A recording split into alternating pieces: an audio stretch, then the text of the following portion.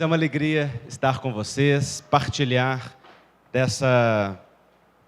desse momento, dessa tarde de aprendizado, dessa troca. Espero que ela seja muito rica e muito proveitosa para todos nós. Nós vamos falar de cura e autocura, que é o tema do primeiro livro que eu lancei em 2010. E esse tema fala da saúde e do adoecimento dentro da visão médico-espírita. Esse é um tema que eu tenho estudado pelo menos nos últimos 20 anos. Faço parte da Associação Médico-Espírita nesse tempo. E desde antes de entrar na faculdade de medicina, já estou formado há 15 anos, mas antes, então tem mais de 20 anos, na verdade, mais de 20 anos que nós estamos no estudo desse tema. E ele é fascinante, porque sempre nós descortinamos um conhecimento novo, tamanha a extensão do conhecimento espírita e do quanto ele aprofunda o saber dentro da área médica, dentro da área científica. Se nós falamos de saúde e doença, o nosso conceito é a saúde. E este conceito precisa ser discutido. Porque saúde é um termo muito falado e pouco compreendido. O que cada um de nós deseja quando diz buscar saúde? Para alguns, saúde é um corpo ausente de doenças. Para outros, representa força, vigor, poder. Para alguns mais, é sinônimo de alegria, de satisfação, de um estado de prazer íntima, de uma descarga de endorfinas e neurotransmissores que liberem as sensações de bem-estar. Cada um tem um conceito do que seja ou do que represente saúde. Nós nos utilizamos de uma definição da Organização Mundial de Saúde, que nos diz que saúde é um estado dinâmico de completo bem-estar físico, psíquico e social, e não meramente a ausência de doenças. Vejam que interessante essa definição. Ela é de 1946, pós-Segunda Guerra Mundial, no momento de reconstrução da sociedade. Entrou em vigor em 1949, já são passados aí 68 anos desta definição, e nós ainda temos uma grande dificuldade de compreendê-la. Porque a visão biopsicossocial é ainda um desafio.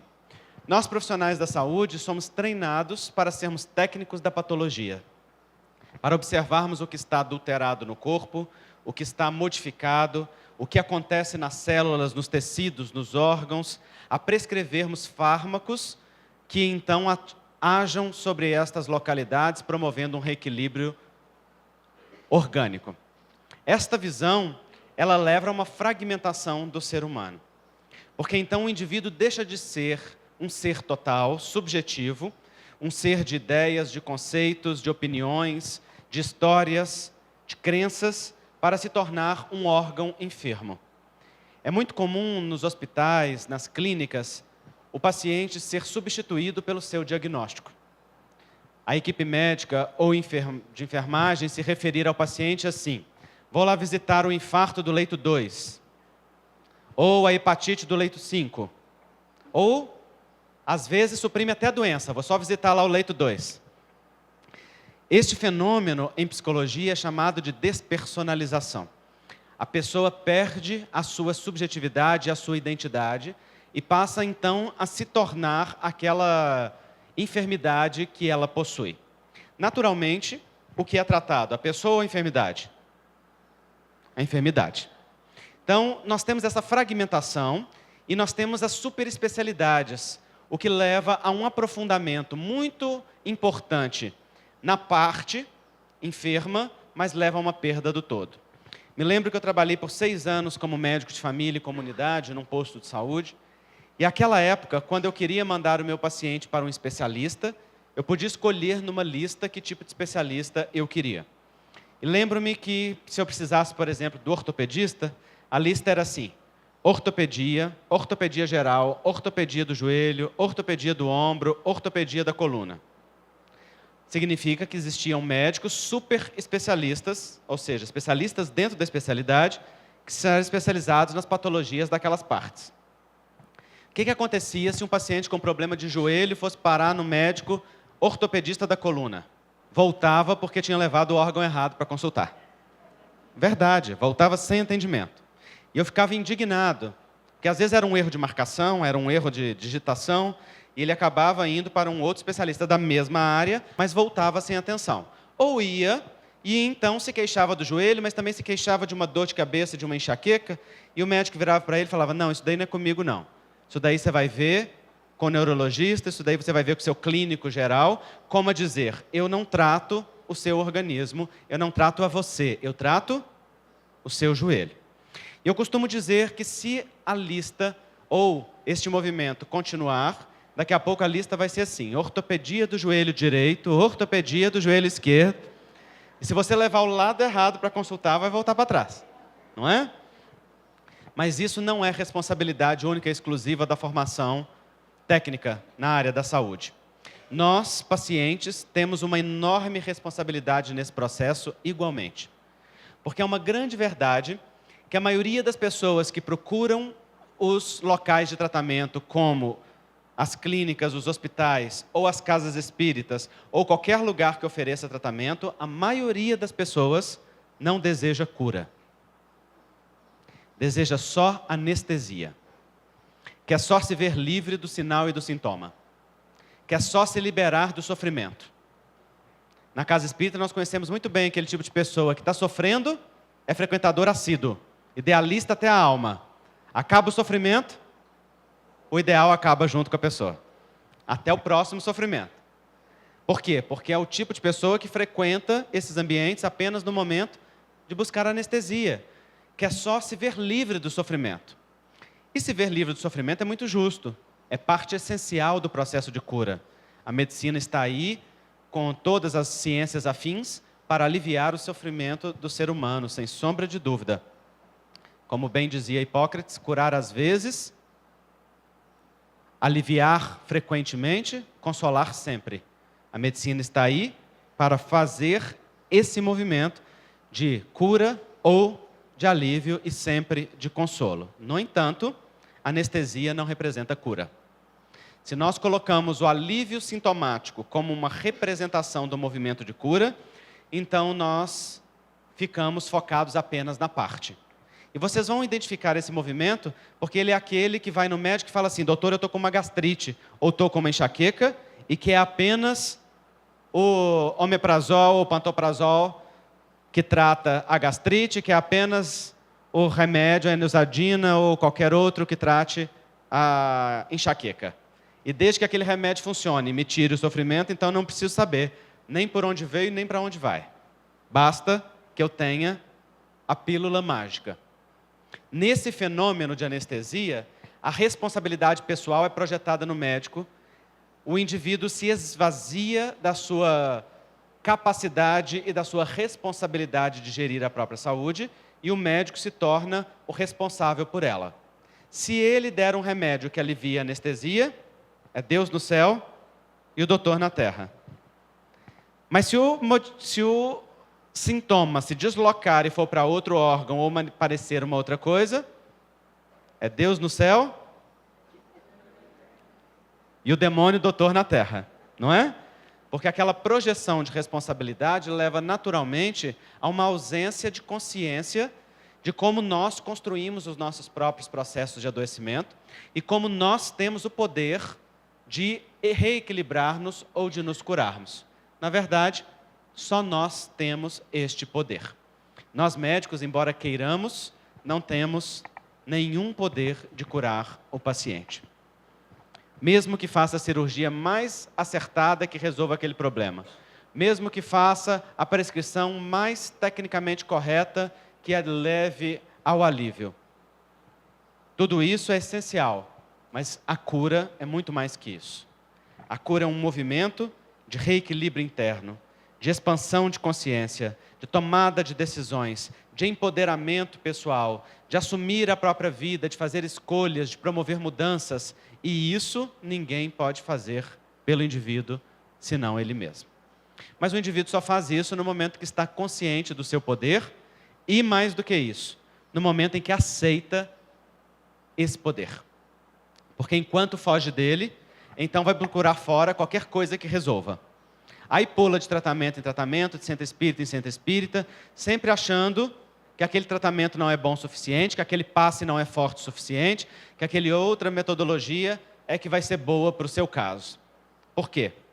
Porque tem uma projeção de responsabilidade para fora. É o outro quem deve curar. É o outro quem é responsável.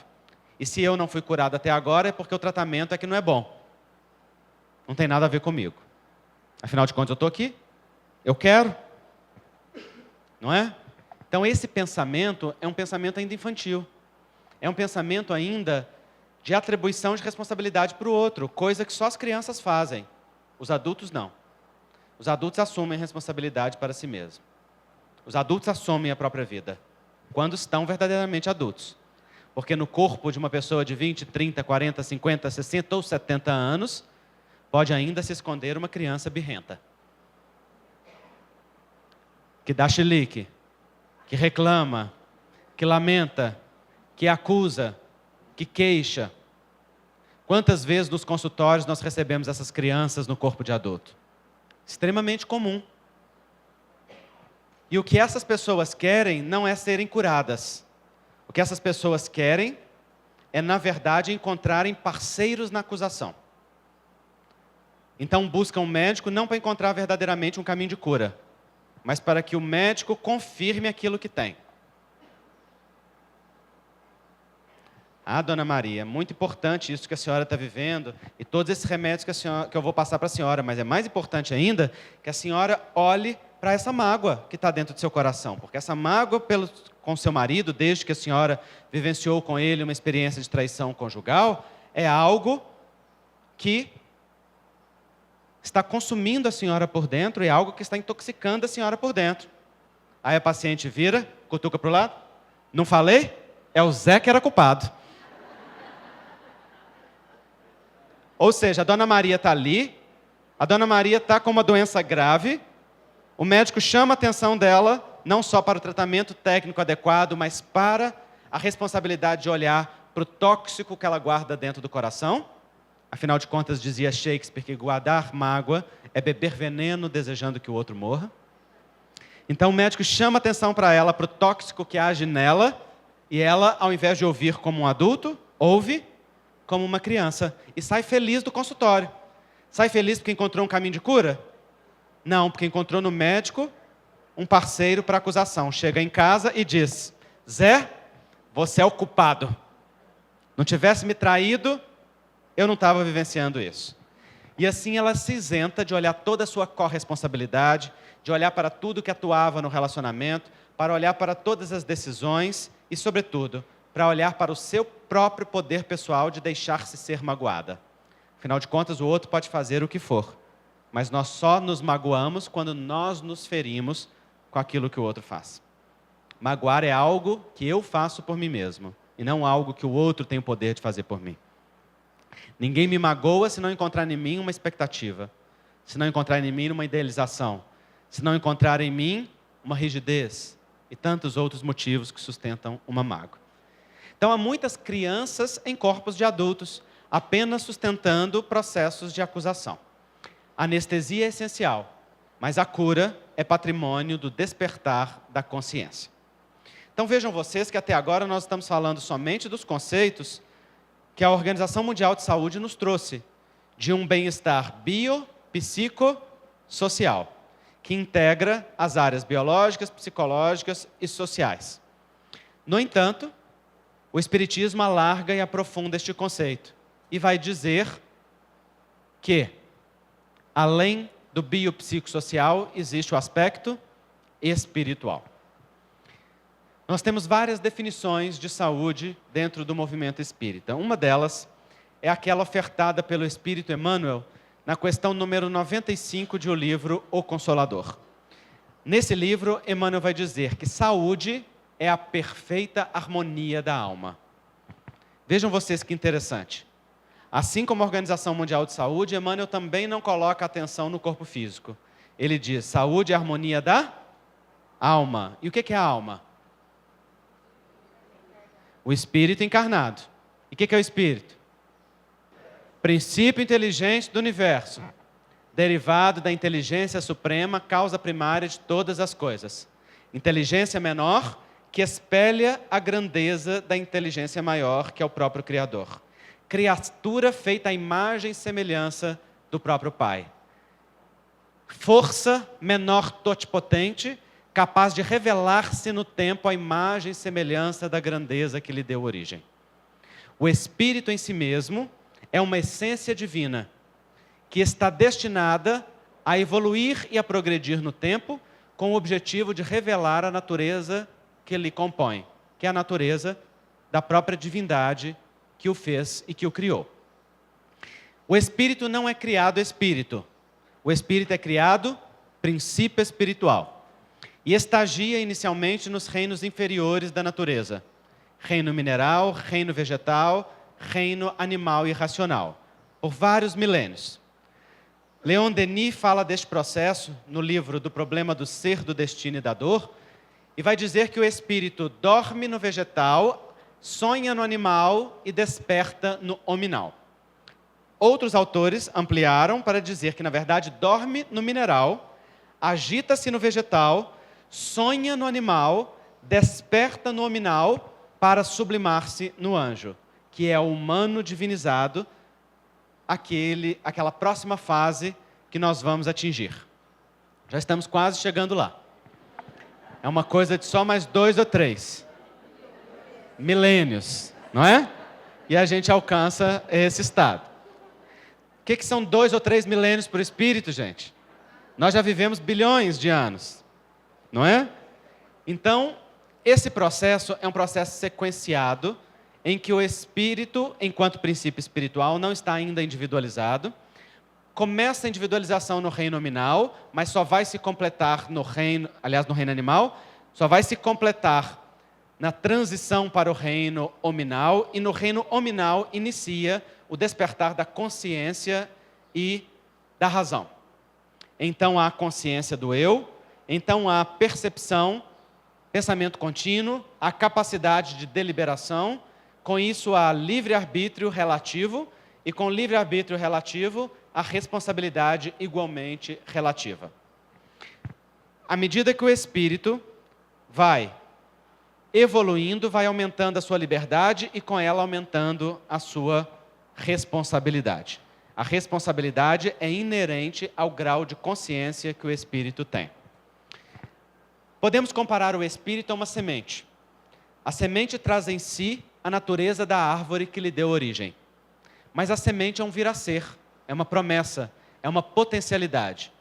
Para que aquela semente seja aquilo que está destinada a ser, ela precisa revestir-se de terra, nutrir-se de água e de químicos necessários para despertar-lhe a genética natural. E então um broto é lançado, e esse broto revela a árvore no tempo. O mesmo acontece conosco. O Espírito traz em si a semente do Criador. As potencialidades divinas em germem. Mergulha na matéria a semelhança da semente que mergulha na terra, para, nas experiências intelectuais e morais, nutrir-se dos alimentos necessários que lhe promovem o progresso.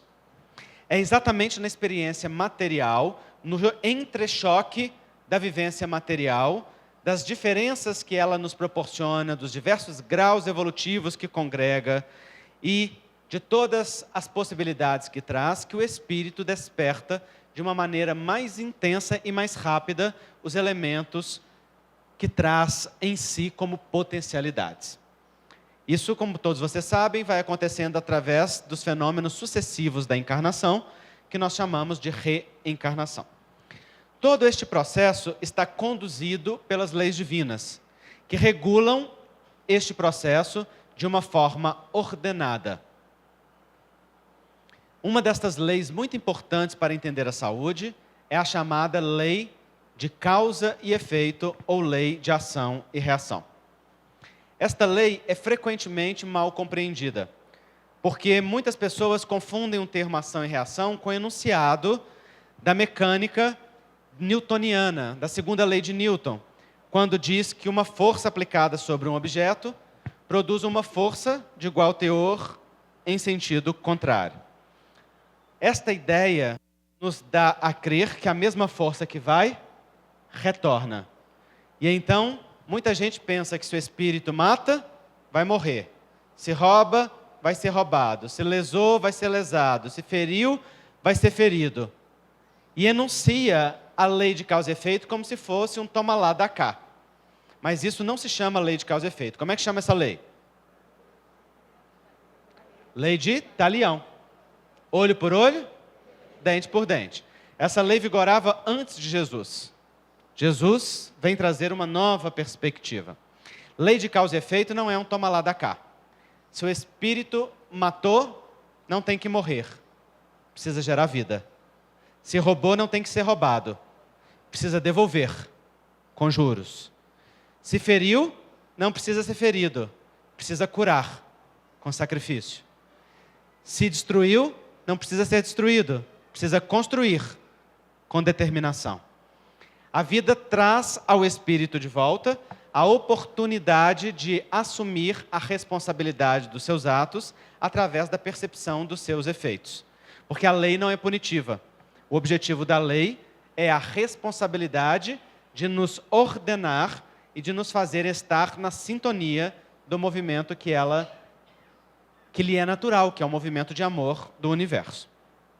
Então, a lei de causa e efeito é uma lei extremamente importante para nós compreendermos o aspecto espiritual da definição de saúde, porque ela registra todos os atos que este espírito consciente realiza dentro da sua liberdade relativa.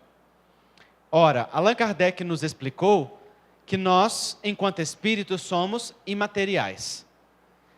Os espíritos dizem, se quiser dar uma forma para o espírito, podereis compará-lo a uma chama, porque ele não tem forma em si mesmo. É um princípio inteligente. No entanto, esta chama, este princípio inteligente, utiliza-se da matéria. Mas a matéria não existe apenas em um nível. Ela existe em vários níveis. Então, ao invés de nós termos um só corpo, nós temos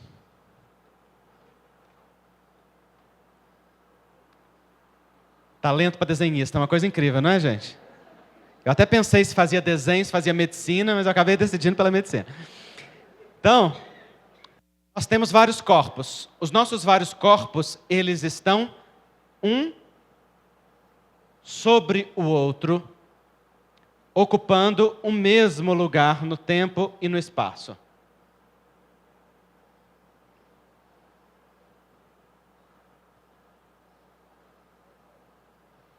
Então, a nossa realidade, ela é uma realidade de múltiplos níveis. Assim como a matéria existe em vários níveis, também temos corpos que existem nos vários níveis quânticos em que a vida existe na dimensão astral, na dimensão espiritual. Acontece que quando o corpo físico morre, decompõe-se o corpo biológico, retornando aos seus elementos químicos naturais.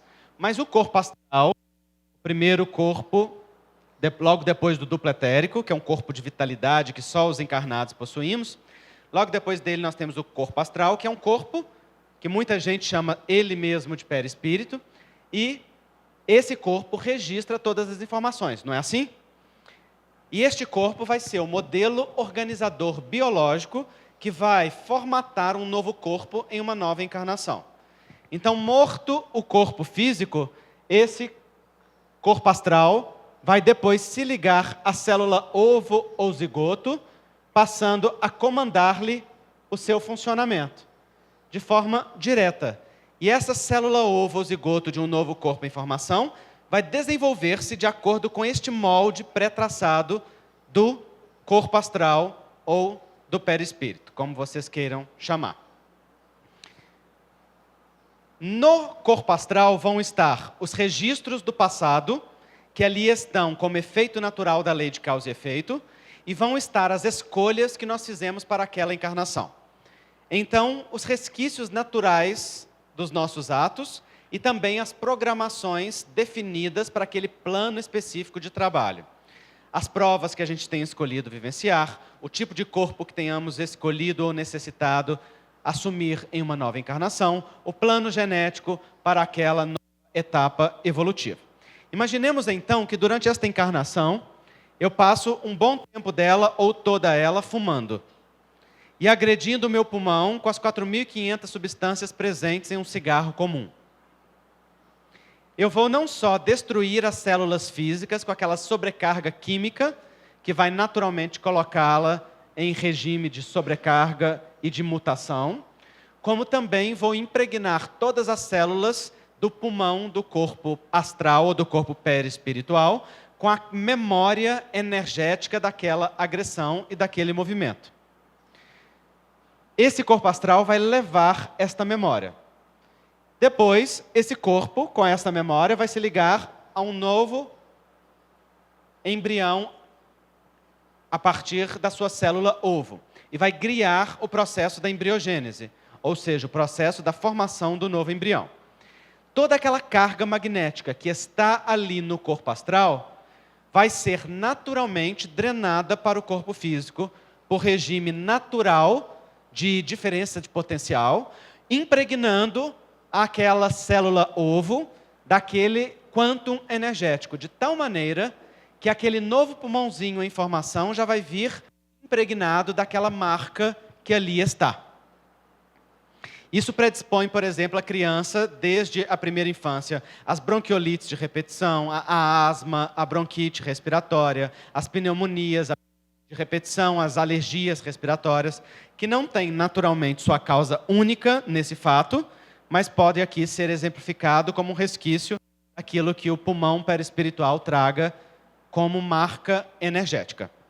O mesmo acontece com todos os outros órgãos. E isso de tal maneira que André Luiz vai dizer no livro Evolução em Dois Mundos, que cada um de nós adoece na sua zona de predisposição do corpo perispiritual. Um tem enxaqueca, o outro tem pedra nos rins, outro tem doença de Crohn, o outro tem hipotireoidismo, outro tem gastrite, outro tem tendência a ter varizes, flebites e doenças do sistema circulatório. A que isso está vinculado?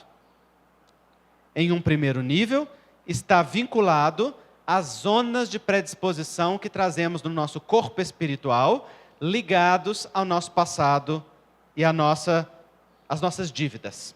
André Luiz diz que nestas zonas do corpo espiritual, aonde as marcas energéticas são mais intensas, ou aonde houve lesões mais profundas, há uma solução de continuidade no contato com o corpo físico. Acontece que é exatamente o corpo astral que mantém a coesão do corpo físico, mantém as células agrupadas no tecido de forma harmônica, mantém as mitoses acontecendo dentro de um movimento ordenado. E se isso não tem o controle do corpo astral, então naquela região vai se desgovernar aquele controle. E se isso é de tal intensidade grave, ali naquela região nós podemos, por exemplo, perder o controle total do corpo astral sobre aquela região específica. São as regiões em que acontecem as mutações e acontecem os tumores. Onde acontecem, com mais frequência, as mutações genéticas, que é uma célula desgovernada, uma multiplicação celular descontrolada, porque aquele molde, aquele modelo organizador biológico, perdeu o controle daquela área. Aqui, naturalmente, estou falando de uma intensidade maior. Mas o que acontece mais frequentemente é que nós trazemos pequenos registros em áreas específicas que vão ser drenadas para o corpo físico. Aí vocês podem perguntar, mas Andrei, essa drenagem é imediata no momento da reencarnação? Toda a carga energética passa para o corpo físico no momento da reencarnação? Não. Os espíritos podem programar mecanismos de controle que levem a reter aquela carga no corpo astral para um momento específico da encarnação. Por exemplo, pode ser uma carga tão intensa que, se fosse imediatamente drenada, ela inviabilizaria a reencarnação. Mas ela então é programada para ser drenada de forma mais intensa lá para os 30, 40 anos de idade, quando o indivíduo já tiver tempo e estrutura para suportar, por exemplo, os efeitos. Acontece que o indivíduo vai ter 30, 40 anos até chegar àquela época programada, não é verdade? E o que acontece é que ele pode decidir ou redecidir a sua programação de acordo com o que faça de si mesmo. eu não entendia como que isso acontecia. Eu ficava assim, sempre me perguntando, peraí, como é que essa carga pode ser contida no corpo energético, se esse corpo está em íntimo contato com o corpo físico, comandando as suas funções? O Espírito Dias da Cruz nos explicou isso no ano passado na Associação Médico Espírita de Minas Gerais. Ele disse que esse corpo perispiritual, ele na verdade não é um corpo sólido assim, como se fosse um só bloco. Ele disse que o corpo astral é composto de múltiplos subníveis.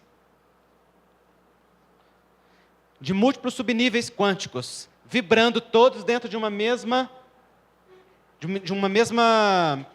campo, de um mesmo limite, vamos dizer assim, que mantém naquela mesma realidade astral ou energética. E o que eles fazem é conseguir conter determinadas cargas energéticas num subnível mais profundo, sem que ela aflore até a superfície imediata que está em contato mais direto com o corpo físico.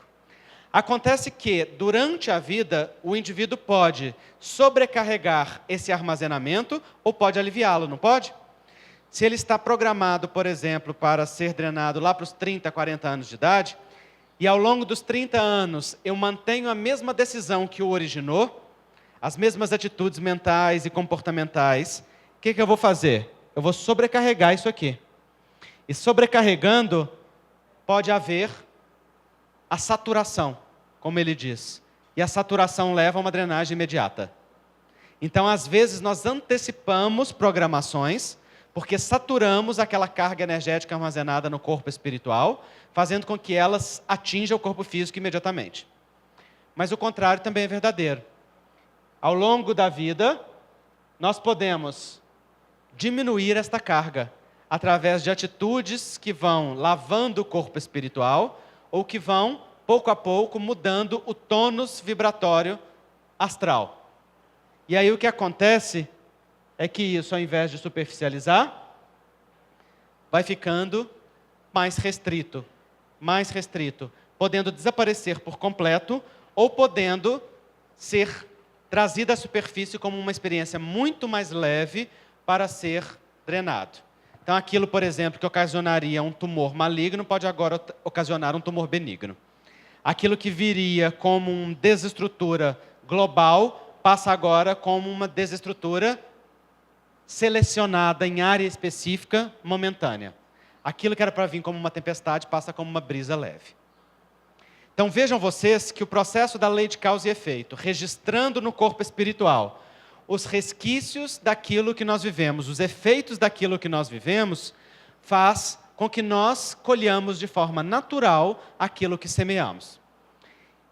Acontece que esses resultados que o corpo astral armazena não é apenas o efeito direto do que nós fazemos sobre nós mesmos, é também todo efeito indireto. Emmanuel diz assim, que a lei de causa e efeito traz para nós todos os efeitos indiretos das nossas atitudes, de tal maneira que aqueles efeitos indiretos promovem harmonia ou desarmonia. O que são os efeitos indiretos? É tudo o que ocasionou daquilo que nós fizemos. Então, eu feri Maria. Acontece que Maria era o esteio de José, de João e de Joaquina. Ao ferir Maria e desestruturá-la, eu abalei um sistema que dava sustento a outros. Indiretamente, vai haver um efeito sobre aqueles outros. Não é assim? As vibrações daqueles outros chegam até nós da mesma maneira. Os efeitos daquilo chegam até nós da mesma maneira. Igualmente, eu beneficiei Maria. E Maria é o esteio de José, de Joaquina, de João. Naturalmente, eles foram beneficiados indiretamente pelo benefício que eu levei a Maria.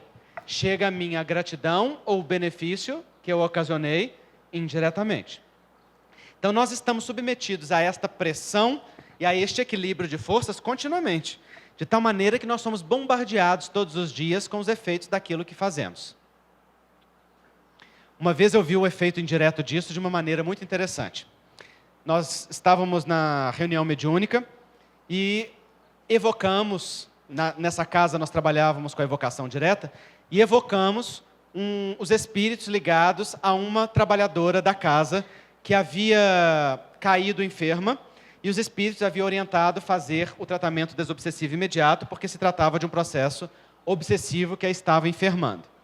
Nós evocamos e o espírito se manifestou com muita naturalidade, com muita tranquilidade. O que não é muito habitual, porque geralmente eles se manifestam a contragosto. Mas esse espírito não, se manifestou, falou, pois não. E então nós começamos a dialogar com ele, perguntamos a ele, porventura você tem alguma conexão com este caso, com esta situação que está acontecendo com a nossa companheira? Ele disse, sim, tenho conexão direta. Sou eu mesmo quem está magnetizando-a para que ela se enferme. Então, nós começamos a dialogar fraternalmente com o espírito, porque o objetivo do diálogo em uma reunião mediúnica não é afastar o demônio que afeta o anjinho que veio buscar a casa espírita em busca de socorro. Não existe esta visão dentro da doutrina espírita. O objetivo do diálogo fraterno é acolher aquele que estabelece com o encarnado um regime de permuta mental e emocional em regime de reciprocidade e comum acordo. O obsessor não é invasor, é convidado. Só entra quando nós abrimos a porta, quando preparamos a cama e convidamos a deitar. Ninguém nos invade sem o nosso consentimento. Então nós começamos a dialogar com ele para saber qual era a natureza daquele processo. Então perguntamos a ele, porventura você tem algum vínculo com ela do passado e busca se vingar-se de alguma maneira de algo que ela lhe fez? Ele disse, não, ela não me fez nada. Então você tem algum vínculo pessoal com ela do presente que busca agora fazer algo com ela? Ele disse, não tenho nenhum vínculo com ela. Na verdade, eu a conheci faz pouco tempo. Então nós perguntamos a ele, então porventura você está contratado por alguém a quem ela prejudicou para prejudicá-la, ou alguém que deseja mal a ela? Porque existem espíritos marginais da mesma maneira como existem na Terra. E ele disse, não estou contratado por ninguém não, já estou fazendo isso por minha própria vontade. Nesse momento a gente já tinha esquecido o diálogo fraterno, nós já estávamos curiosos mesmo. Na verdade curiosos não, porque curiosidade tem mulher, nós estávamos fraternalmente interessados. Naquele caso. Machista isso, né? E aí aquilo, nós continuamos o diálogo e perguntamos para ele, se você não é ligado do passado, se você não tem ligação do presente, se você não está contratado, o que te vincula a ela? E ele disse, muito simples, vocês vão se lembrar que há 3 semanas ela discutiu com fulano de tal, e ela o agrediu fortemente. E aí nós nos lembramos verdadeiramente de algo que aconteceu na casa espírita. Ela e outro médium haviam discutido, haviam esquecido a fraternidade que deve reger os princípios do convívio na casa espírita, haviam deixado que o ego falasse mais forte que o ideal e haviam disputado dentro da casa espírita por espaço e por poder. Algo que só faz alguém que está desintonizado com a proposta espírita. Porque, afinal de contas, dentro da casa espírita não existe nenhum espaço para brilho do ego, só existe espaço para brilho do Cristo. Então nós nos lembramos daquela situação. E naquele momento, ele disse, vocês se lembram então de que ela falou para ele isto. E ele repetiu, ipsis literis, a agressão.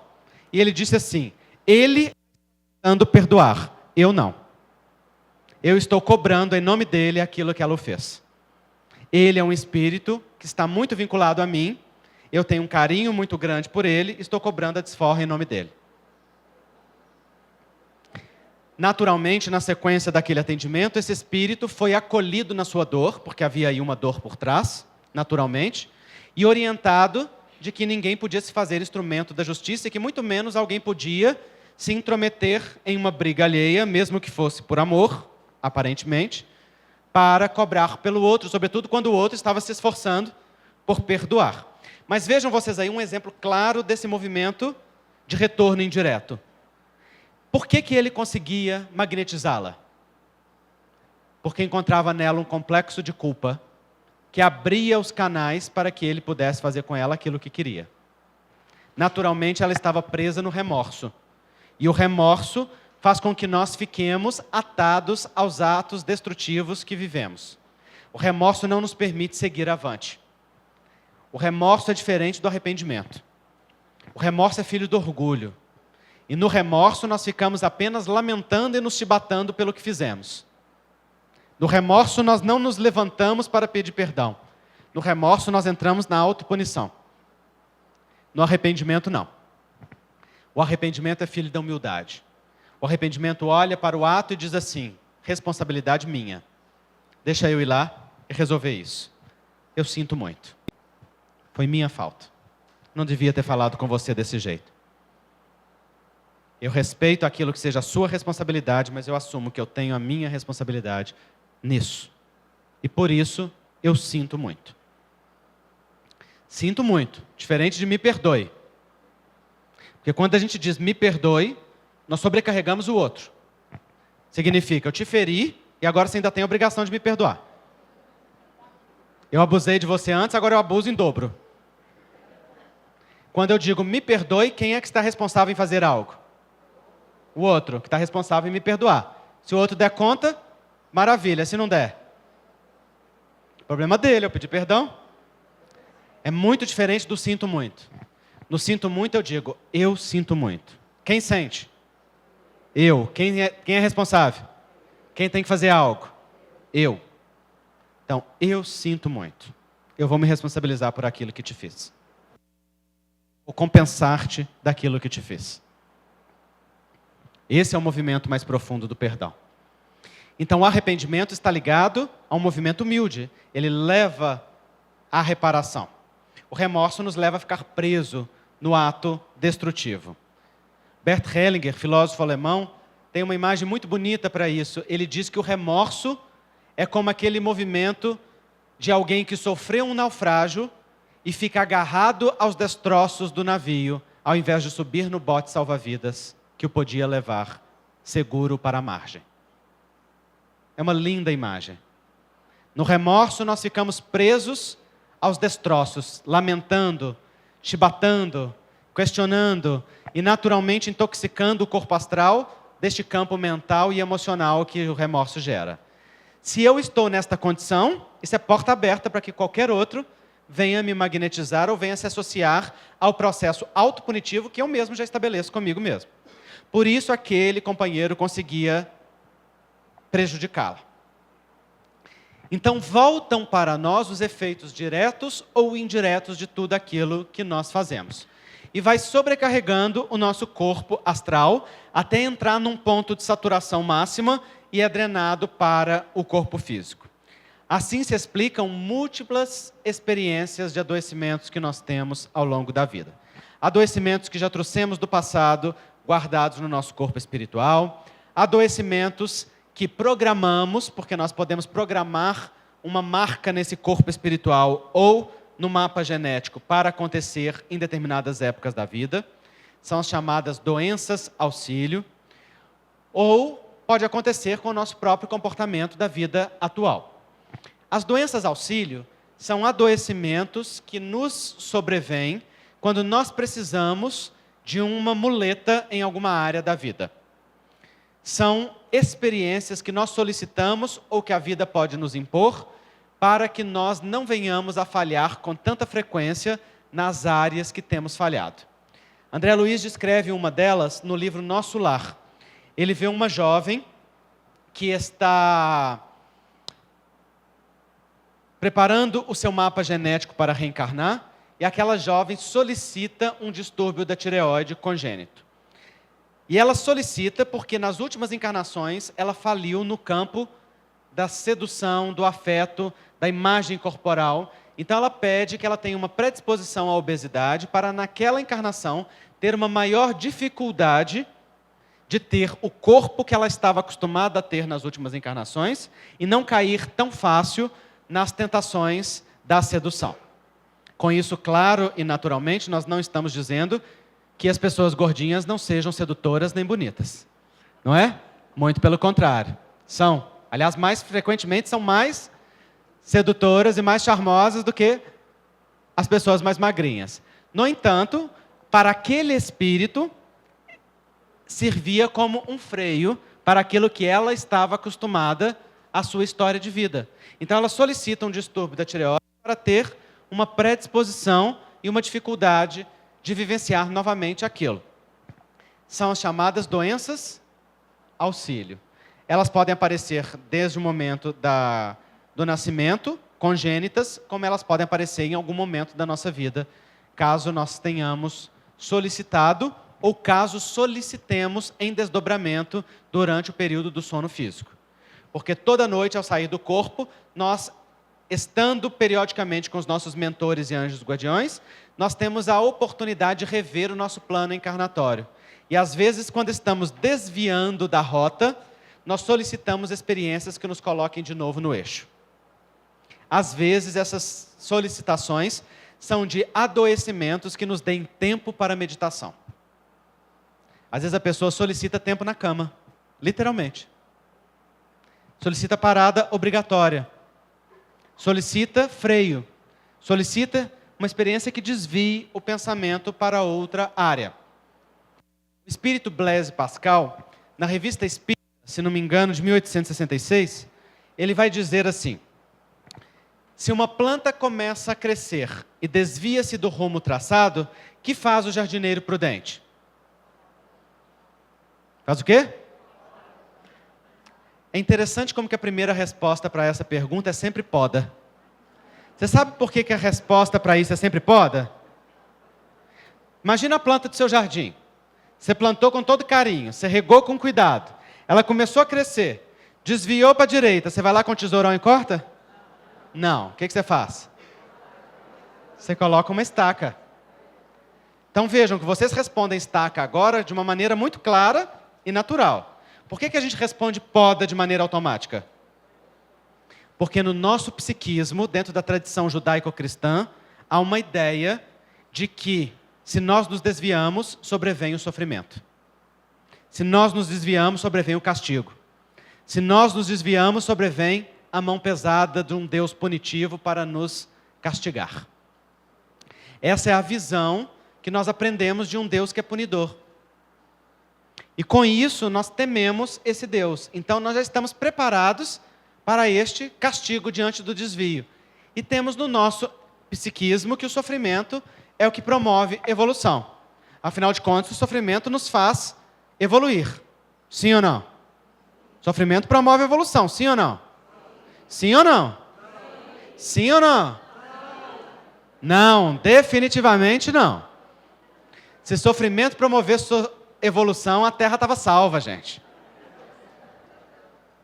O sofrimento só promove evolução quando promove ampliação de consciência, quando promove sensibilização, quando promove transformação. Está cheio de espíritos sofrendo há séculos no umbral, sem mudar nada. Ao contrário, quanto mais sofrem, mais endurecidos ficam. O sofrimento em si mesmo não é caminho. Sofrimento é ferramenta ou consequência. Então, o sofrimento ele é útil quando ele é bem vivido, no sentido de nos aproveitarmos dele para o crescimento. Se sofremos apenas por sofrer, de nada adianta. Tem gente que acha que basta suportar o sofrimento, está quites. Ora, se você não aprende o ensinamento e a lição que o sofrimento tem a te passar, o que vai acontecer é que você vai repetir o sofrimento. Sabe aquela coisa de mudar de relacionamento e encontrar o mesmo tipo de marido ou de esposa? Vocês estão rindo por quê? Acontece isso aqui em São José? Por quê? Porque quando a gente não aprende com uma experiência, nós temos uma compulsão à repetição, diz a psicologia. Nós vamos buscar naturalmente os mesmos tipos psicológicos, as mesmas naturezas de experiência. Então, o sofrimento só promove evolução quando promove despertar de potencialidades, de sensibilização, qualquer coisa que seja. Então, diz Blaise Pascal, se a planta começa a crescer e desvia-se do rumo traçado, o que faz o jardineiro prudente? Coloca-lhe uma estaca para guiar-lhe no rumo certo. Então, conclui ele, assim faz Deus convosco. Muitas vezes essa estaca é uma doença auxílio. É um sofrimento físico. É uma circunstância que não traz exatamente um sofrimento, porque tem doenças que não trazem exatamente sofrimento, mas nos obrigam a parar e observar. Por exemplo, de repente aparece uma coisa na pele e eu não sofro exatamente com aquilo, mas eu preciso parar e olhar para o que está acontecendo comigo. Não é? Aliás, via de regra, os sintomas de pele têm a ver com despertar de autopercepção. A pele é aquilo aonde estão os receptores que nos ligam ao mundo. Receptor de pressão, de tato, de temperatura, de toque, de tudo mais. É a nossa zona sensitiva e é também o que estabelece limite nosso com o mundo. Então, uma doença acomete uma área de forma simbólica.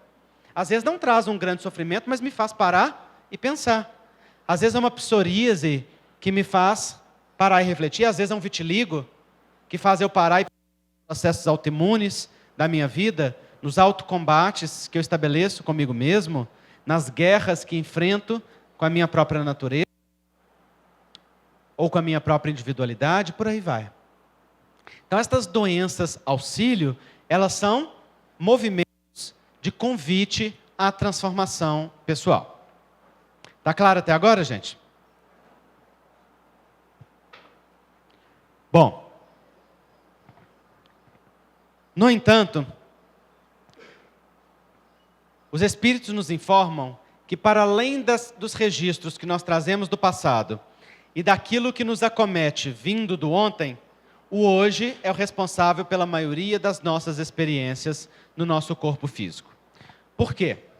André Luiz e Emmanuel explicam que o pensamento verte do corpo mental. O que é o corpo mental?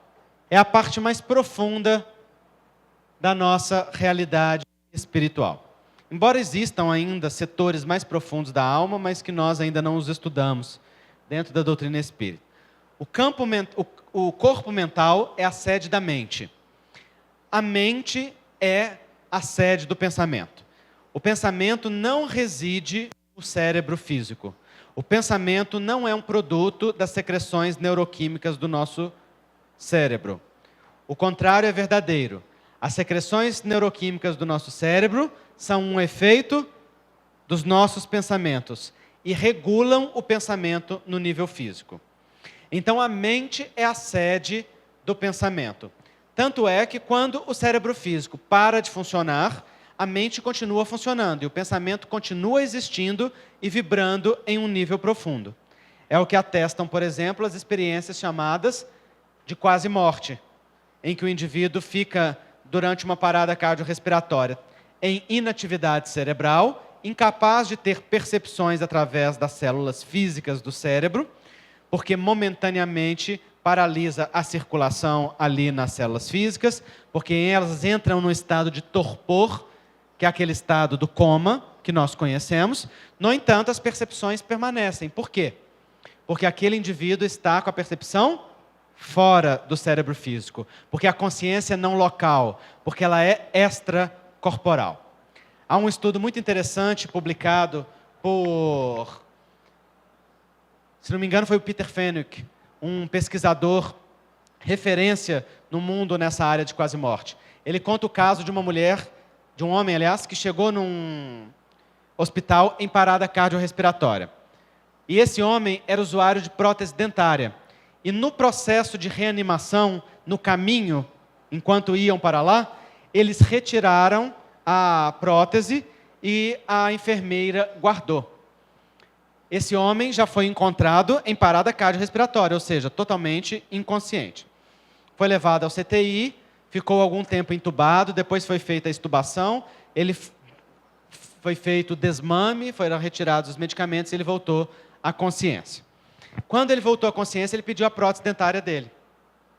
E ninguém sabia de prótese dentária. Quem é que se preocupa com prótese dentária no momento que alguém está em parada cardiorrespiratória?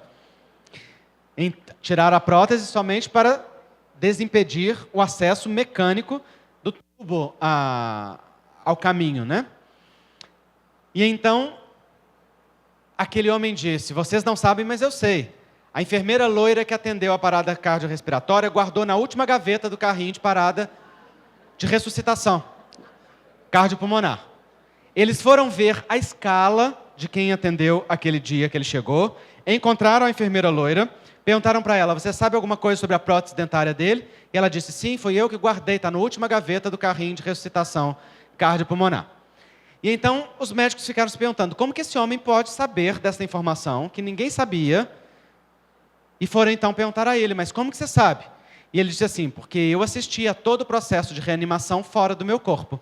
Eu pairava acima do corpo e assistia de cima a tudo que vocês faziam. Inclusive torcia para dar certo.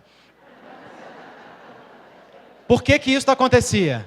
Isso foi uma publicação científica, gente. É muito interessante esse caso. Isso aconteceu porque a consciência é não local.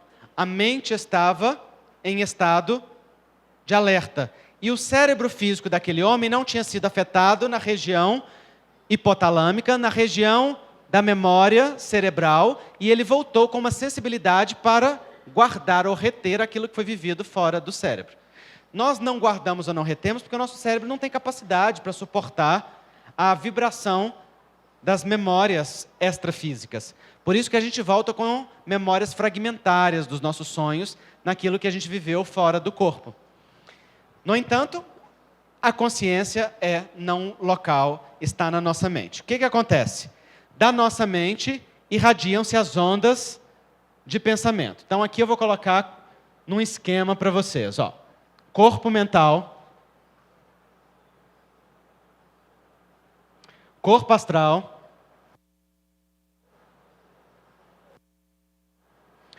corpo físico, com seu duplo etérico, corpo de vitalidade.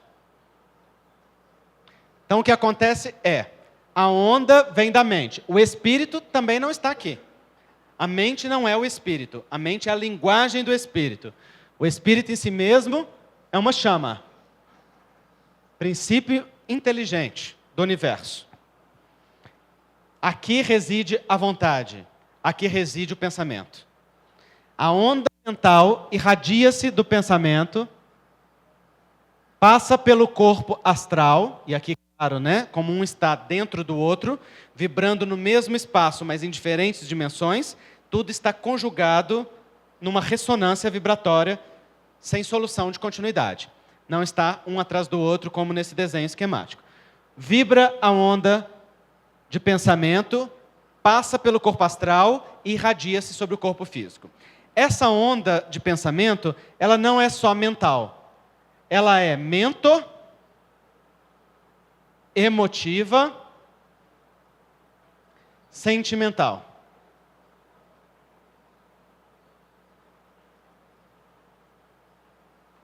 O que significa isso? Significa que pensamento e sentimento andam de mãos dadas como se fosse um casalzinho. Pensamento gera sentimento, sentimento gera pensamento em regime de comunhão. Nós podemos estudar os efeitos separados de cada um, mas em geral eles atuam em conjunto. Então essa onda é uma onda mento-emotiva, afetiva ou sentimental. Diz André Luiz que estas ondas são corpúsculos de força que atuam no universo subatômico do corpo físico. Linhas ou corpúsculos de força que atuam no universo subatômico do corpo físico. Vamos entender isso então. O nosso corpo físico é formado de células. As células estão todas assim, ó, uma do ladinho da outra, em diferentes formatos, em diferentes conjugações. As células se agrupam formando tecidos, os tecidos se agrupam formando órgãos, os órgãos se agrupam formando sistemas, os sistemas um organismo. Então a célula é a unidade básica deste grande organismo que é o corpo físico. É como se fosse o tijolo na parede. Acontece que essa célula é formada de um núcleo, onde está o nosso material genético, o nosso DNA, e de um citoplasma, onde estão várias organelas citoplasmáticas. Toda esta célula é formada de átomos e partículas subatômicas, ou seja, átomos e partículas ainda menores do que os átomos. Então, o universo subatômico, ele é a raiz da raiz da raiz do corpo físico.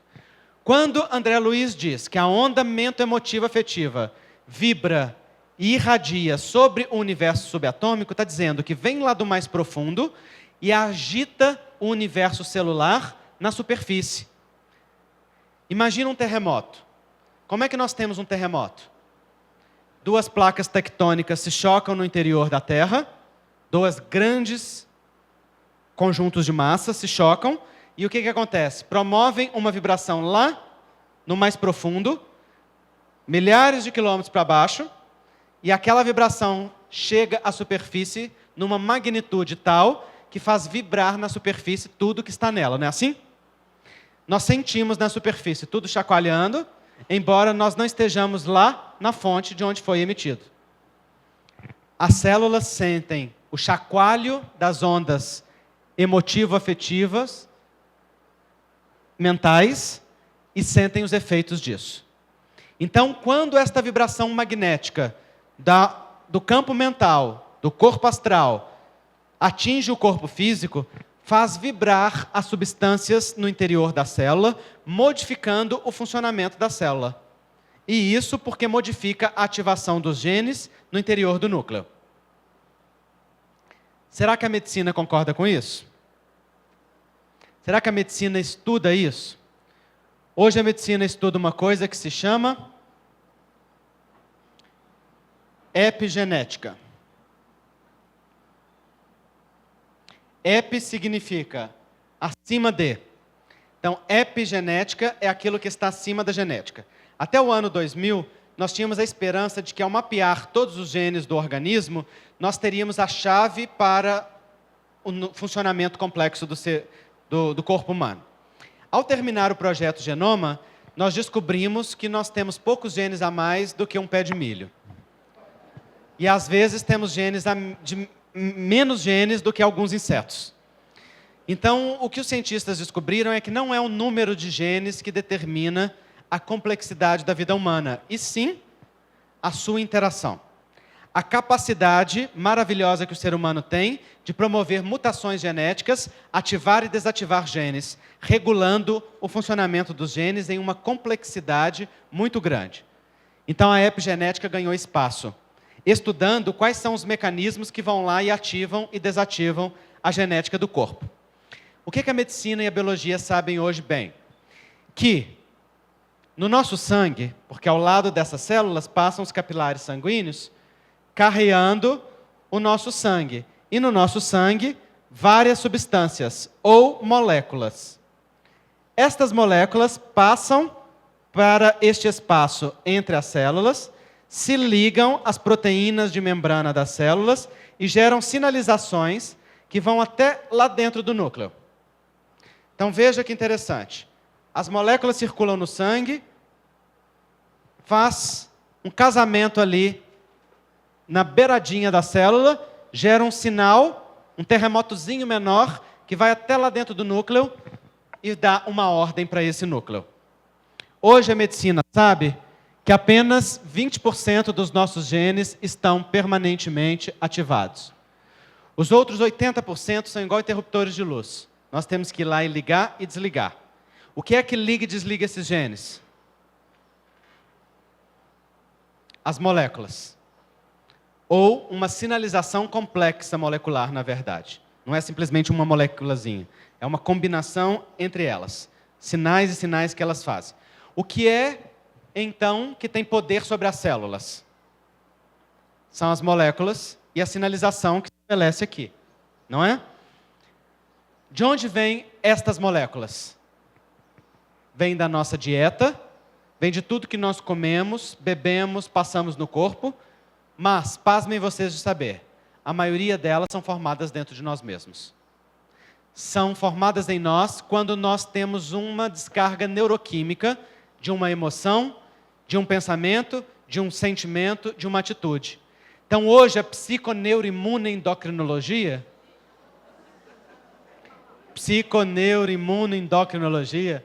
estuda toda a integração dos sistemas.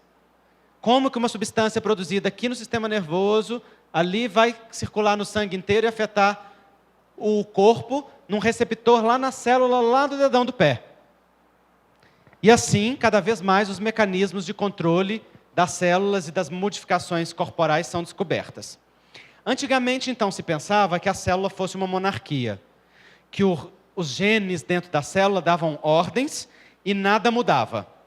Porque os genes dão ordens para produzir proteínas. A ordem sai daqui do núcleo, vem cá para o citoplasma, e aqui no citoplasma a usina produz. Antigamente se achava que essa ordem era igual à ordem de um rei. Ninguém comanda.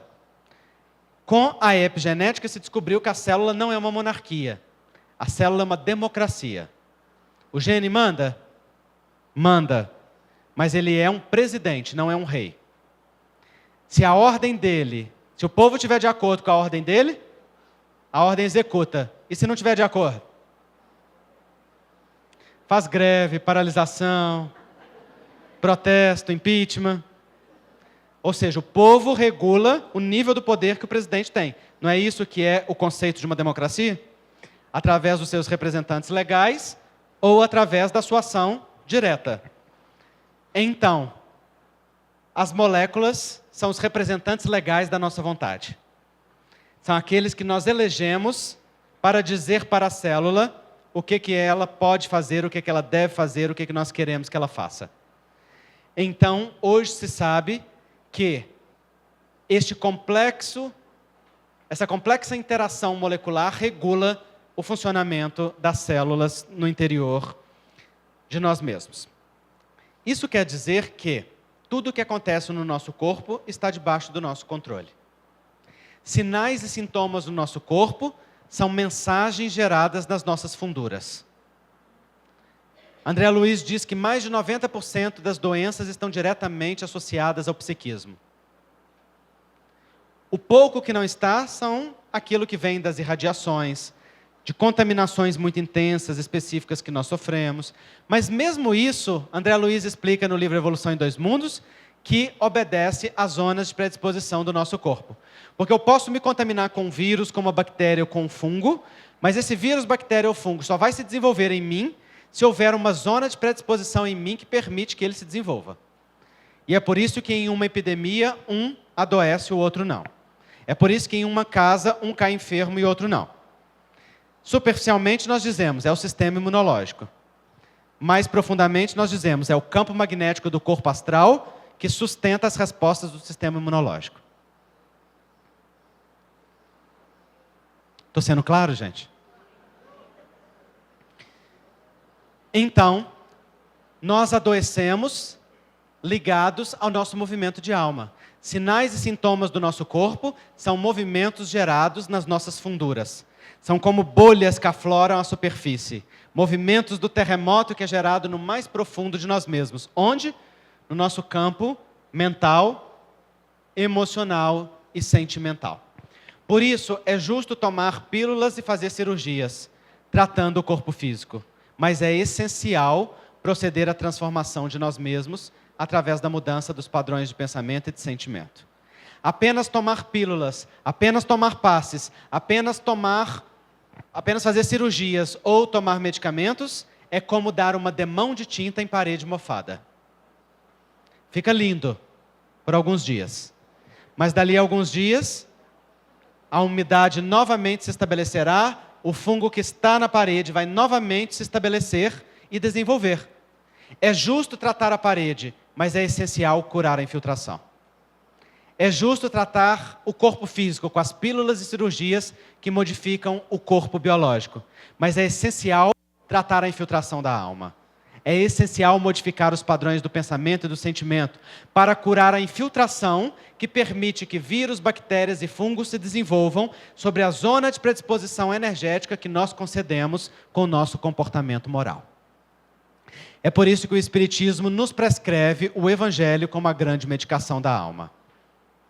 Se você acha que tratamento espiritual no centro espírita é vir toda semana, tomar passe e voltar para casa, você ainda não entendeu o que é o tratamento que o Espiritismo prescreve. Vir todo dia e tomar passe é a medicação. Uma delas. Tratamento representa proceder a um mergulho interno, tomar consciência do que me move, aproveitar a experiência do adoecimento e, enquanto eu busco o alívio dos sintomas, transformar na mudança de mim mesmo. Esse é o processo da autocura.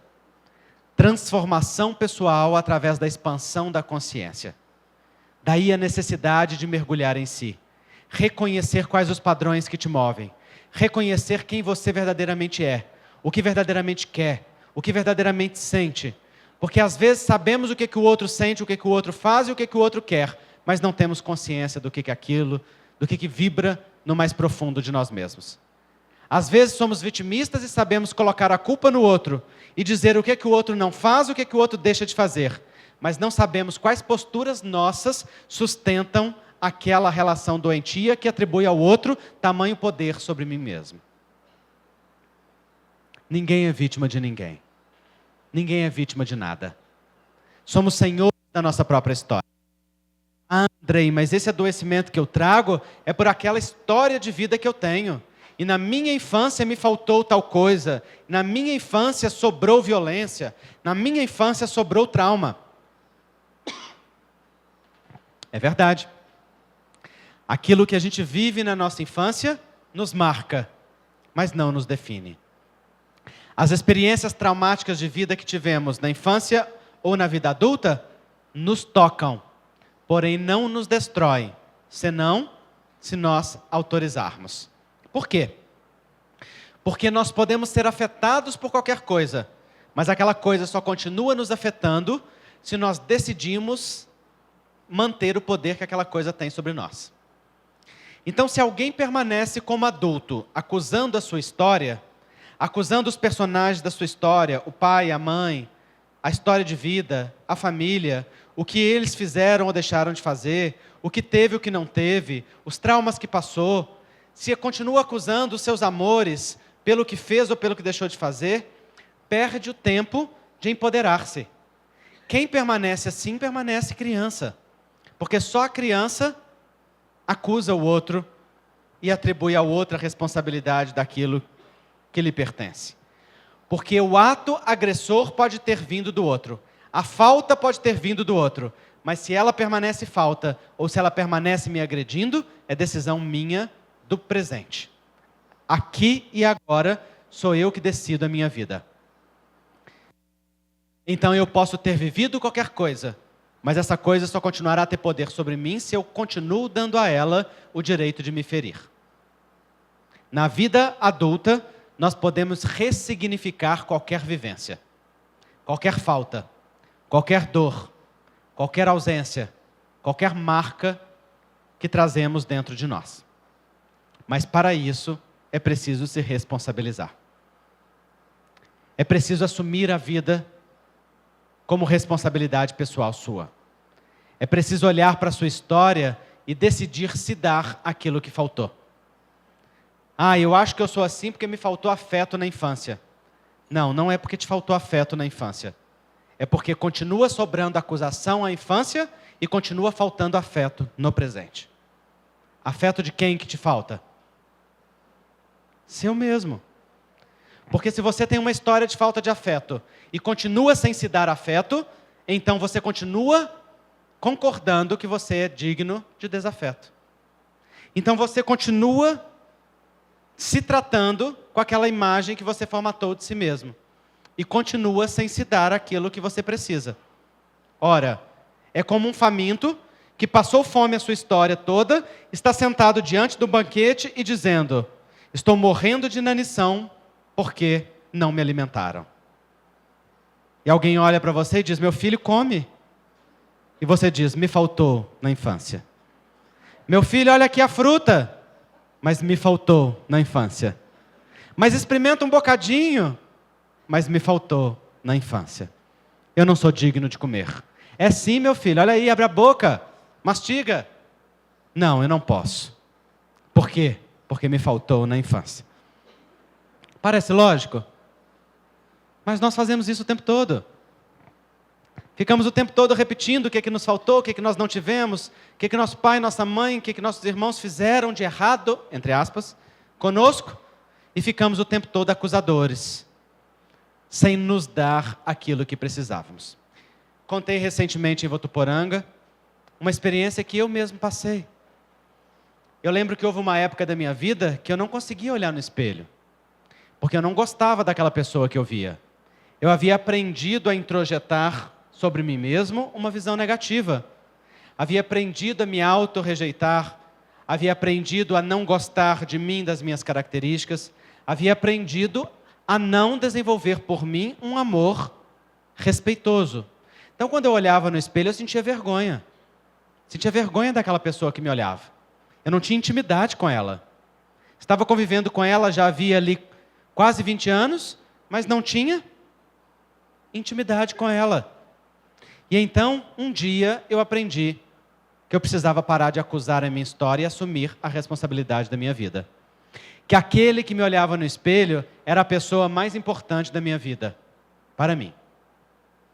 E que eu devia aprender a estabelecer com ele uma relação muito amorosa. Então comecei a me olhar obrigado no espelho. Morria de vergonha. De vez em quando tirava os olhos. Respirava fundo e olhava de novo. E fui pouco a pouco falando palavras de afirmação para mim. Palavras de afirmação que me faltaram. E não me faltaram porque o outro não tinha capacidade de dar. Me faltaram por conta de inúmeras circunstâncias que não competiam ao outro me dar naquele momento. Mas eu agora tinha o dever de me acolher. Então comecei a conversar comigo. Comecei pouco a pouco a ir me aproximando com afeto das minhas características, a olhar com amor para aquilo que eu estava vivendo. E pouco a pouco foi aparecendo uma ternura, um carinho, um querer bem, um gostar, um compromisso. Pouco a pouco eu fui vendo nos olhos daquela pessoa que não iria me abandonar nunca. Pouco a pouco eu fui vendo nos olhos daquela pessoa que eu era valoroso do jeito que eu era, que não precisava mudar. Pouco a pouco eu fui vendo nos olhos daquela pessoa que assim, do jeito que eu era amado por Deus. E fomos estabelecendo uma relação íntima. Isso foi crescendo. Foi crescendo, foi ganhando espaço. E passou a nutrir o meu coração com uma força muito grande. Lembro que em uma determinada época, nesse mesmo período, eu passei uma experiência que considero uma das mais dolorosas que eu já vivi. E naquela época fui colocado no meu limite do meu sofrimento interno. E então, por vezes, eu me pegava chorando, sofrendo, sem ver solução para aquilo, ainda algo vitimista. No entanto, aprendendo no espelho a gostar daquela pessoa. E então aprendi a parar, a fazer uma prece, a botar a mão sobre o meu coração, a massagear carinhosamente a mim mesmo e dizer para mim: tenha paciência, vai passar. Você não merece sofrer mais do que já está sofrendo. Tenha paciência. E então fui descobrindo que esse gesto aliviava profundamente o sofrimento, que evocava uma força que eu desconhecia de dentro, um calor que me aquecia do mais profundo. E aquele calor foi tomando corpo, foi se fortalecendo, foi ganhando espaço na minha vida. E as feridas foram fechando. Todas as feridas fecham. Hoje, eu olho para o espelho e gosto daquela pessoa. Não acho que ninguém precisa gostar, mas eu acho a figura mais fantástica desse mundo. Por quê? Porque é a única que me acompanha em tudo. Não me abandona. Me aceita com a minha luz e sombra, com a beleza e feiura. Olha para si mesmo o tempo todo. Reconhece a sua sombra e ama essa sombra, enquanto busca despertar aquilo que ainda lhe falta. Compromisso conosco, afeto, ser adulto, maduro afetivamente, requer isso de nós. Então hoje a minha experiência mudou. Outro dia eu estava andando, de repente passei na frente de um espelho, me olhei de relance assim, sem querer, não sabia que existia espelho. Então passei, olhei, aí vi que era um espelho, aí voltei, olhei para mim, dei uma piscadinha, segui em frente. Só como a lembrar para aquele que está no espelho: estamos juntos. Que vier, a gente enfrenta. Juntos. Com amor, com ternura. Então passei a exercitar não me julgar moralmente. E a comprometer comigo mesmo a me olhar, observando os efeitos dos meus atos e não o julgamento moral deles. Exercitei a abandonar certo e errado e a observar se as atitudes acrescentavam dignidade ou retiravam dignidade. Se traziam inteireza ou se me fragmentavam. Se me distanciavam do meu coração ou se me aproximavam dele. Se me deixavam em paz ou se me agitavam em ansiedade. pouco a pouco, exercitei e exercito olhar para os efeitos dos atos e das decisões. Isso é muito diferente do julgamento moral. Naturalmente, quem faz isso consigo mesmo, naturalmente estende isso para o outro. E passa a olhar com mais compaixão para o outro.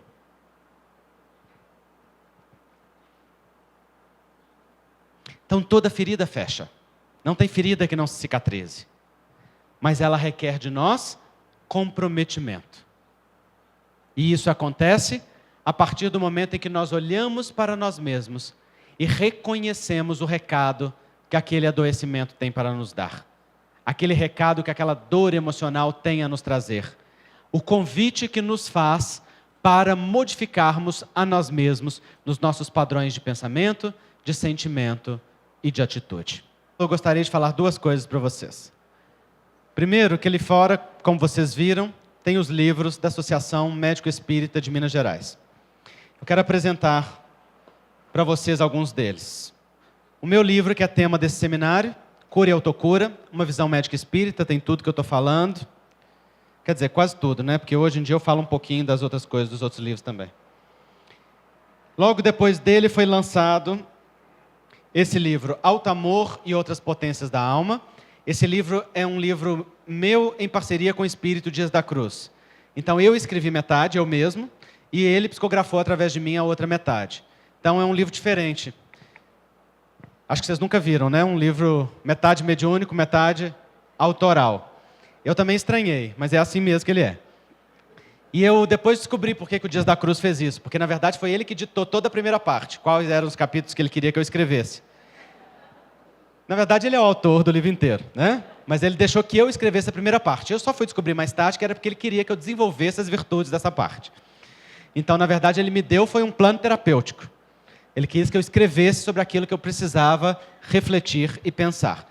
Então, eu costumo brincar que se no Cura e Autocura nós trabalhamos saúde e doença, aqui nós trabalhamos o remédio. Depois eu lancei o Homossexualidade sob a ótica do espírito imortal, que não está aqui, mas está lá. E o Homossexualidade, ele fala da homossexualidade à luz da ciência e de uma visão espírita inclusiva. Porque sobre essa temática eu sempre observei que no movimento espírita tem muito achismo e pouca ciência. Tem muita opinião pessoal tomada como ciência e muito pouca ciência dita como ciência. Então, em 2012, nós apresentamos esse livro para trazer uma visão científica do assunto, aliada a uma visão doutrinária. E agora, no ano passado, em junho, nós lançamos o Transsexualidades sob a ótica do espírito imortal. No Homossexualidade, eu falo da orientação sexual. No Transsexualidades, eu falo da identidade de gênero.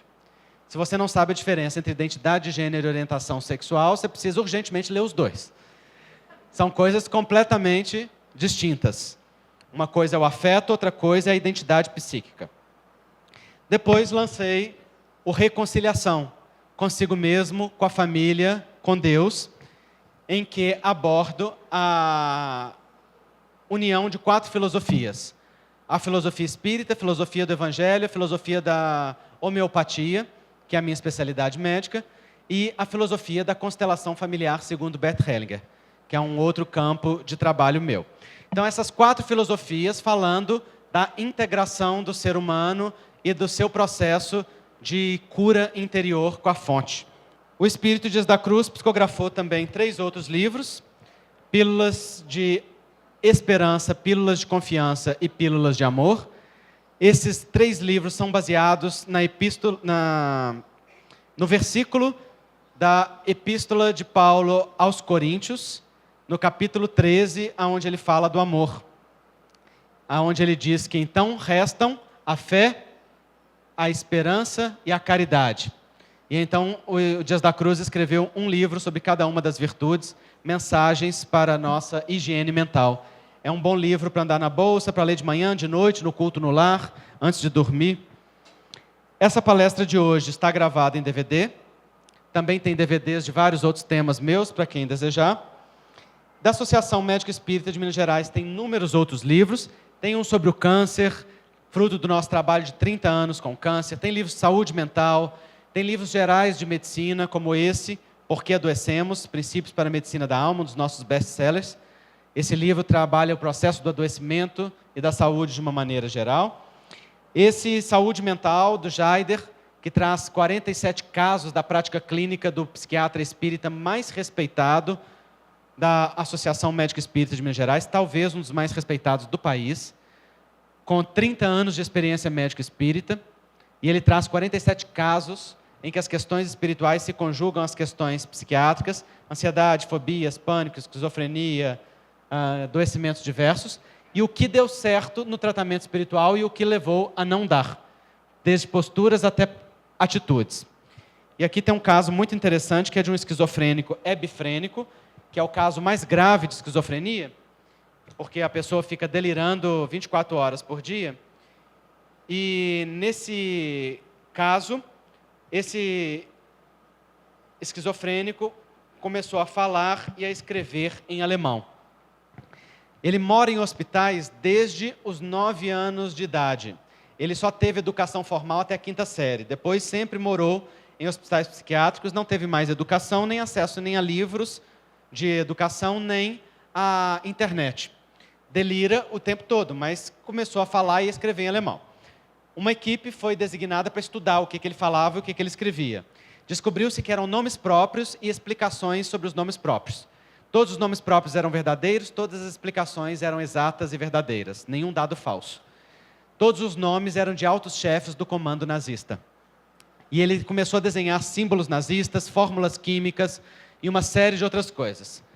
Um dia, enquanto a equipe pesquisava a sua identidade, ele entrou dentro de uma sala de trabalho terapêutico com uma fonoaudióloga, uma terapeuta ocupacional e uma psicóloga, olhou para elas assim que entrou, teve uma janela rara de lucidez, começou a chorar humildemente e a pedir perdão.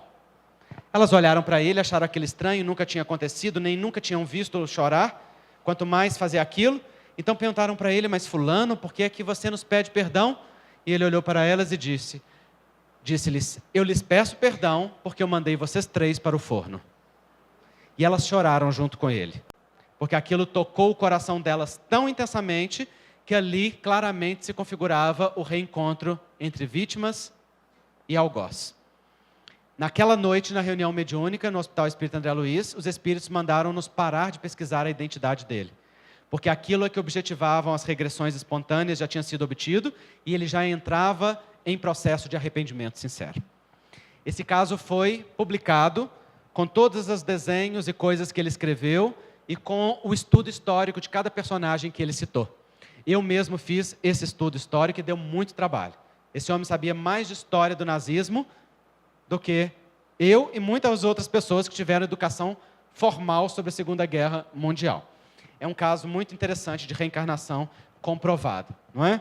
Então ele está nesse livro publicado e ele está nesse processo de preparar-se para o reajuste, porque a reparação ainda está longe. Ele ainda está em processo de exoneração da carga de culpa que traz no seu psiquismo e dos efeitos que voltam para ele, das suas vítimas e os efeitos indiretos daquilo que fez. É um processo longo de reajuste.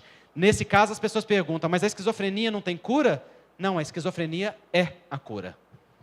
Nesse caso, o processo da esquizofrenia já é o tratamento.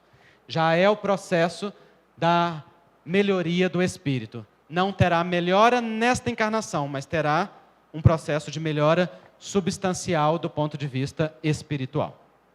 O mesmo autor, o Jaider, lançou recentemente esse livro, Enigmas da Desobsessão, em que ele descreve técnicas de abordagem a espíritos mais endurecidos, refratários ao acolhimento fraterno em reunião mediúnica. Ele só tem 50 anos de experiência de trabalho em reunião mediúnica como orientador, tá, gente? Vocês conhecem alguém que tem 50 anos de experiência de trabalho mediúnico? Pois o Jaider não só tem, como dos trabalhos mais profícuos que a gente conhece. Esse livro é uma pérola. E também de minha autoria tem vários livros infantis, também de outros autores, que são livros de educação emocional e valores humanos, cada um deles com uma temática para trabalhar com a evangelização e as crianças.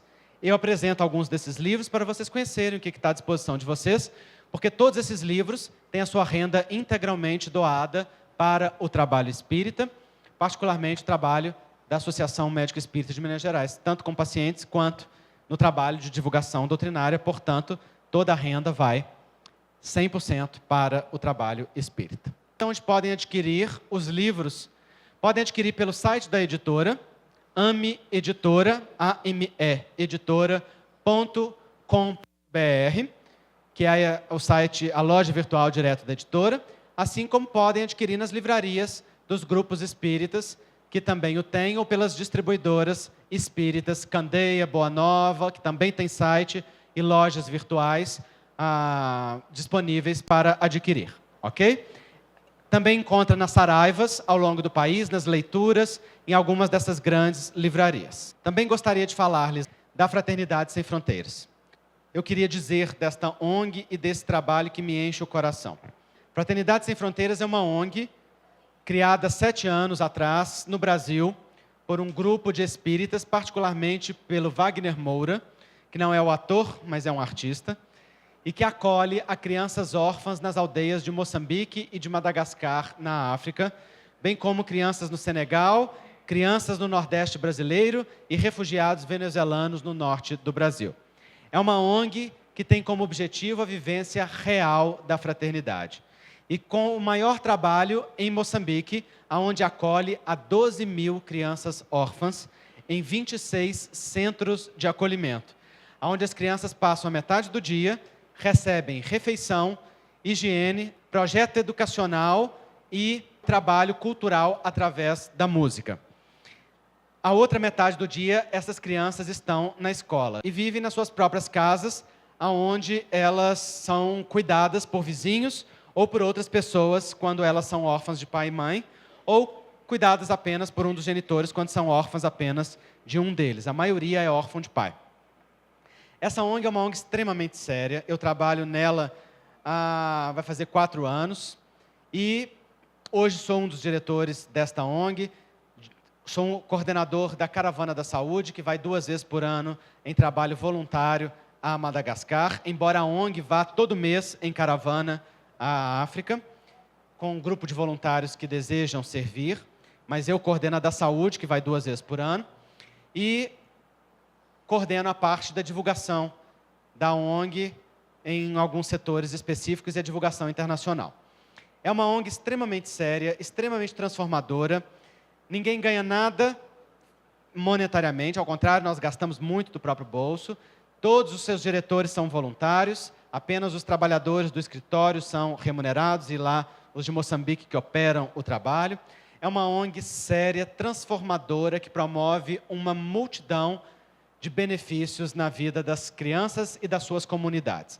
Extremamente respeitada nos países onde está, recebeu uma menção honrosa da Unesco recentemente. É um trabalho que tem expandido as suas fronteiras. No Brasil, tem trabalhado com acolhimento a crianças com microcefalia no Nordeste brasileiro, em parceria com o IPESC, o Instituto de Pesquisa da doutora Adriana Mello, que descobriu o Zika vírus e descobriu a ligação entre o Zika vírus e a microcefalia.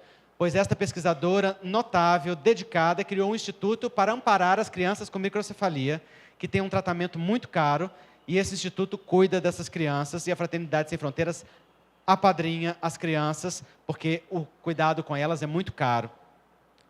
Então, esse é um trabalho muito bonito, que é realizado no Nordeste brasileiro e também com os refugiados da Venezuela, que estão passando aí por um período de tensão social muito grande, estão fugindo em massa e passando fome lá no Brasil, no norte do Brasil, né, lotando as ruas de Boa Vista, e lá foi criado um centro de acolhimento que acolhe hoje as 100 famílias venezuelanas, prioritariamente as famílias com crianças foram acolhidas, e que dá trabalho, oportunidade de estudo, refeição, que os próprios venezuelanos trabalham e gerenciam. Está se tornando, inclusive, um centro modelo lá na região de acolhimento. É uma ONG de transformação. Todos esses trabalhos são sustentados no apadrinhamento. Imaginem vocês que o apadrinhamento da maioria desses projetos custa apenas R$50 mensais. R$50. Que a gente gasta em quê? Numa pizza, num almoço, num táxi, não é? Num salão de beleza. Aliás, salão de beleza custa mais caro, né? Outro dia eu citei, hoje eu falo salão de beleza, antes eu falava assim, numa tinta de cabelo, mas claro, eu falava sem nenhuma experiência prática. E aí as mulheres começaram a me dizer, não, custa mais de 50. Aí eu comecei a mudar o discurso. Então a gente gasta em quê? Coisas banais. Coisas importantes, mas de uma importância secundária no dia a dia. Quando R$50 podem transformar a vida de uma criança ou de uma família nesses projetos acolhidos. Então, aqui em São José do Rio Preto, eu já apresentei esse trabalho inúmeras vezes, majoritariamente lá no Centro Espírita Allan Kardec, onde já fiz palestras com mais frequência. E já existem inúmeros padrinhos da causa aqui em São José. O que eu quero convidar é que mais gente apadrinhe, mais gente entre para a família do Amor Sem Fronteiras, mais gente se cadastre no site, na parte caravanas, para poder ir nas caravanas, que mais gente vá fazer parte desse movimento de amor, que é um movimento de fraternidade legítimo. Lembrando do nosso compromisso com a África, do nosso compromisso com os grupos e as comunidades minoritárias que têm sido historicamente massacradas. Então, como que você pode apadrinhar? Tanto vocês que estão aqui, quanto as pessoas que nos acompanham de casa, através da rede Amigo Espírita. É muito simples e fácil. Vocês podem apadrinhar pelo site www.fraternidadesemfronteiras.org.br, fraternidadesemfronteiras.org.br. Lá é só clicar em apadrinhe, você vai ter o formulário, preenche, você se torna padrinho. Pode pagar diretamente no cartão de crédito via PayPal pelo site, ou depósito bancário Itaú, Bradesco ou Banco do Brasil, ou por transferência bancária. Você pode cadastrar a conta para receber mensalmente a transferência. Fica um sistema semelhante ao débito automático, mas não é débito automático exatamente, porque o débito automático é a própria ONG que cadastra. Mas não existe convênio da ONG com os bancos para fazer isso. Mas você pode ir lá no seu banco, no caixa eletrônico mesmo, e cadastrar. Em alguns bancos chama, só um minutinho, transferência programada, em outros chama mesada mensal. Você mesmo que cadastra, e essa transferência acontece todo mês, e fica igualzinho o débito automático. Eu particularmente pago assim, e é muito simples e fácil. Então você pode, ou pelo PayPal, pelo site, ou pelo banco, ou pode pedir um boleto e pagar um boleto. Vocês que estão aqui comigo hoje, podem preencher a ficha de apadrinhamento que eu tenho aqui, basta me procurar no intervalo, preencher, destacar, me entregar, vocês se tornam imediatamente padrinhos. Isso significa que vocês apadrinhando o projeto, uma nova pessoa vai ser beneficiada diretamente por vocês, por esse apadrinhamento. E vocês podem fazer a doação da mesma forma, ou na maquininha de cartão de crédito que a gente tem aqui, que pode vocês parcelarem aí o ano em 12 vezes e cai R$50 no seu cartão de crédito todo mês. Você esquece que pagou, mas a fraternidade e a criança não esquece de você. Ou você pode pedir um boleto ou pode levar o número da conta para depois fazer o seu pagamento. Enfim, é fácil, eu explico aqui para quem quiser com mais detalhes. O fato é que eu quero convidar vocês ativamente a serem agentes transformadores dessa realidade, lembrando do nosso compromisso histórico que nós temos com a África.